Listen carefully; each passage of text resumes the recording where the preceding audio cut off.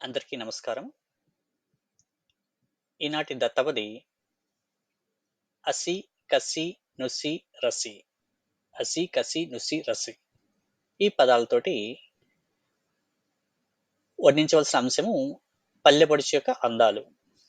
నియమం పదాలను అన్యార్థంలో ఉపయోగించవలెను. మరి ఎలా ఈ దత్తపది పూరణ చేద్దామో చూద్దాం. అసిత వేణి ద్వయమంబుదములవలే అసిత వేణి ద్వయమంబుదములవలే జఘన గగనముపై చలనముందే అసిత వేణి ద్వయమంబుదములవలే జఘన గగనముపై చలనముందే వికసిత హసనము విరుల పైరుల రీతి వికసిత హసనము విరుల పైరుల రీతి వదన భువనమందు వరలుచుండే వికసిత హసనము విరుల పైరుల రీతి వదన భువనమందు వరలుచుండే చక్షుద్వయము చక్షుద్వయము సిత సరసిజముల వోలే ముఖ సరోవరమున మురియుచుండే చక్షుద్వయము సిత సరసిజముల వోలే ముఖ సరోవరమున మురియుచుండే చిన్న తెమ్మెరలను సిరి వెన్నెలను కూర్చు చిన్న తెమ్మెరలను సిరి వెన్నెలను కూర్చు కంఠధ్వని కదిలే గానముగను చిన్న తెమ్మెరలను సిరి వెన్నెలను కూర్చు కంఠధ్వని కదిలే గానముగను శ్రమ పడుడ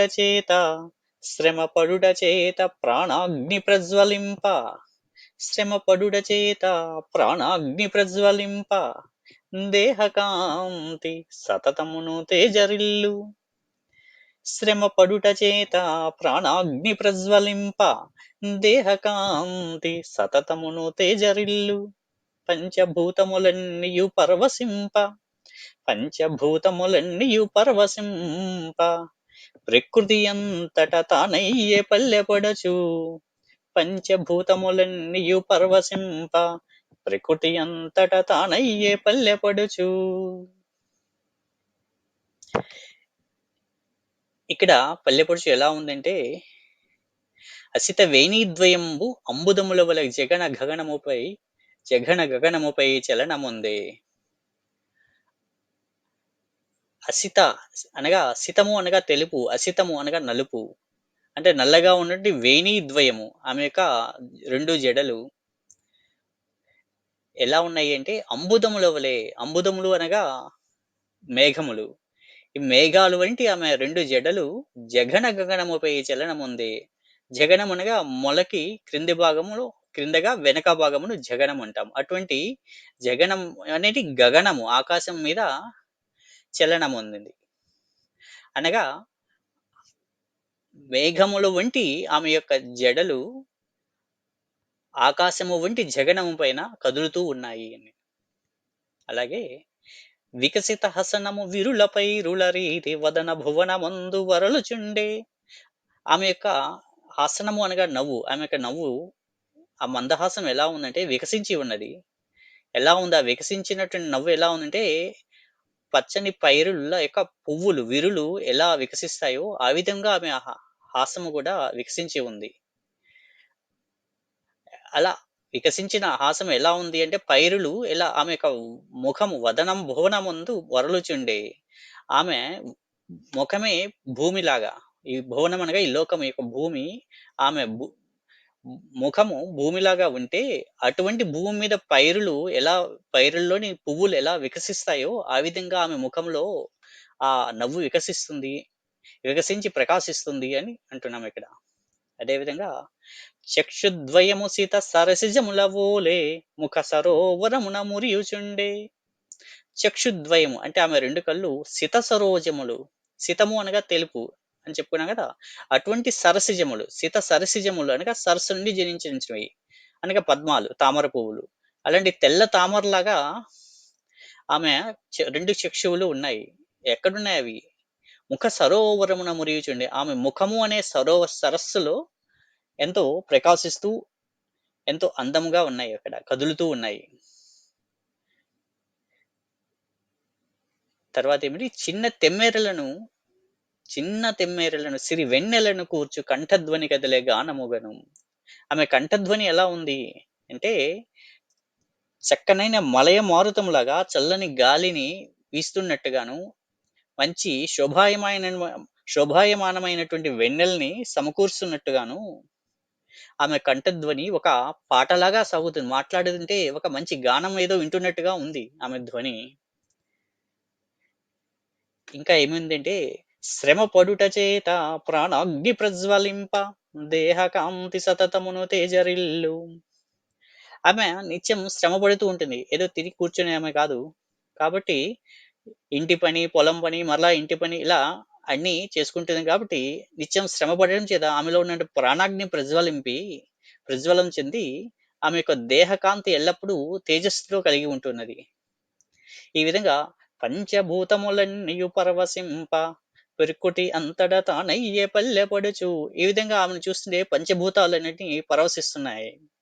ప్రకృతి మొత్తం ఆమె ఉన్నదా అన్నట్టు అనిపిస్తుంది. మరి ఏమిటా పంచభూతాలు అంటే, ఆకాశము, భూమి, జలము, వాయువు, అగ్ని.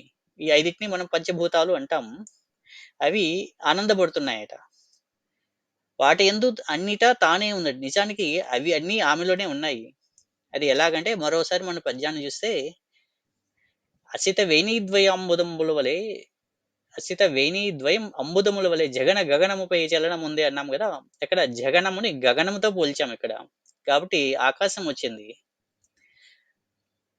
మరియు వికసిత హసనము విరుల పైరుల రీతి వదన భువనముందు వరలుచుండే. వదన భువనము ఆమెకు ముఖాన్ని ఈ భూగోళంతో భూమితో పోల్చాము. కాబట్టి భూమి కూడా వచ్చింది. చక్షుద్వయము సిత సరసిజముల ఓలె ముఖ సరోవరమున మురియుచుండే. ఆమె ముఖముని సరస్సుతో పోల్చాము. కాబట్టి జలము వచ్చింది ఇక్కడ. చిన్ని తెమ్మెరలను సిరి వెన్నెలను కూర్చు కంఠధ్వని కదిలే గానముగను. ఆమె కంఠధ్వని ఎలా ఉందంటే, చిన్ని తెమ్మెరలు చక్కటి మలయమారుతం లాగా ఉంది అంటున్నాము. కాబట్టి ఇక్కడ వాయువు వచ్చాడు. తరువాత శ్రమ పడుట చేత ప్రాణాగ్ని ప్రజ్వలింప అన్నాము. కాబట్టి ఆమెలోని ప్రాణాగ్నిలో అగ్ని వచ్చారు. ఈ విధంగా మనకి ఆకాశము, భూమి, జలము, వాయువు, అగ్ని అలా పంచభూతములు ఆమెలోనే ఇమిడి ఉన్నాయా అన్నట్టుగా ఉంది.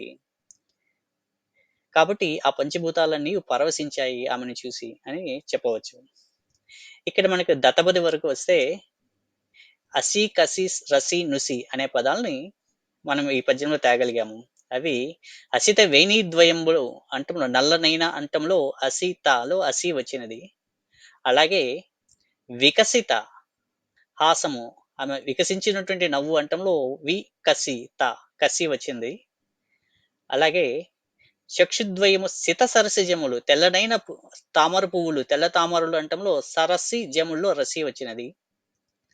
అలాగే చిన్న తెమ్మెరలను సిరివెన్నెలను లో ను సి తెమ్మెరలనులోను సిరివెన్నెలలో సి కలిపి నుసి అయినది. ఈ విధంగా అసి, కసి, రసి, నుసి అనే 4 పదాలని తీసుకొచ్చి పైగా పంచభూతాలతోనూ ఆమెని వర్ణించడం జరిగింది. కాబట్టి అసిత వేణీద్వయమంబుదముల వలె జగన గగనముపై చలనముందే. అసిత వేణీద్వయం అంబుదముల వలె జగన గగనముపై చలనముందే. వికసిత హసనము విరులపై రులరీతి వికసిత హసనము విరులపై రులరీతి వదన భువనమందు వరలుచుండే. చక్షుద్వయము చక్షుద్వయము సిత సరసిజముల వోలే చక్షుద్వయము సిత సరసిజముల వోలే ముఖ సరోవరమున మురియుచుండే. చిన్న తెమ్మెరలను చిన్న తెమ్మెరలను సిరి వెన్నెలను కూర్చు కంఠధ్వని కదిలే గానముగను. శ్రమ పడుట చేత శ్రమ పడుట చేత ప్రాణాగ్ని ప్రజ్వలింప శ్రమ పడుట చేత ప్రాణాగ్ని ప్రజ్వలింప దేహ కాంతి సతతమును తేజరిల్లు. పంచభూతములన్నీయు పరవశింప పంచభూతములన్నీయు పరవశింప ప్రకృతి అంతట తానయ్యే పల్లెపడుచు. పంచభూతములన్నీయు పరవశింప ప్రకృతి అంతట తానయ్యే పల్లెపడుచు. వీడియోని వీక్షించినందుకు ధన్యవాదములు. మీకు ఈ వీడియో కనుక నచ్చినట్లయితే లైక్ చేయండి, షేర్ చేయండి, కామెంట్ పెట్టండి. ఛానెల్‌కు సబ్స్క్రైబ్ చేయండి. ధన్యవాదములు.